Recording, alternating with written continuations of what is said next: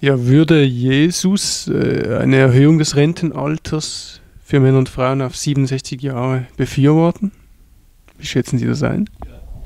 Die Frage ist, sagen wir mal, von welchen Kriterien her ich überhaupt eine Einschätzung zu etwas geben kann, was völlig fern ist von den gesellschaftlichen Realitäten, mit denen Jesus selbst, sagen wir mal, vertraut oder konfrontiert war. Und ich versuche bei einer solchen Frage, sagen wir mal, auf so Grundfragen zurückzukommen, was ist die Absicht eines solchen Unternehmens? Also geht es darum, dass zum Beispiel der Wert eines Menschen im Wesentlichen mit seiner Arbeitsleistung verbunden ist und dass man sozusagen durch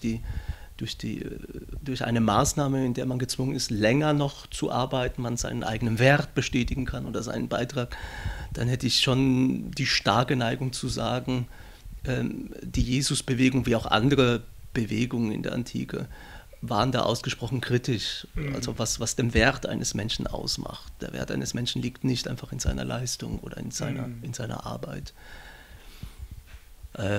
Auf der anderen Seite haben Menschen in der Antike ja mehrheitlich entweder gar nicht gearbeitet oder gearbeitet bis solange sie konnten, also auch physisch gearbeitet, solange sie konnten. Es gab nicht so etwas wie Renten, die man zurückgelegt hat, also dann waren die Kinder zuständig für die Eltern oder man war so reich, dass das überhaupt keine Frage war und dazwischen gab es eigentlich fast nichts. Also es ist relativ schwer, diese Frage jetzt mit eher Ja oder eher Nein zu beantworten. Vielleicht eher Nein oder keine Antwort.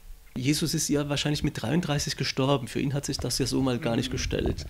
Und die meisten Menschen in der Antike sind nicht 67 Jahre alt geworden. Okay. Ich würde sagen, keine Antwort. Keine Antwort. Ja. Zu viele Dilemmata. Okay.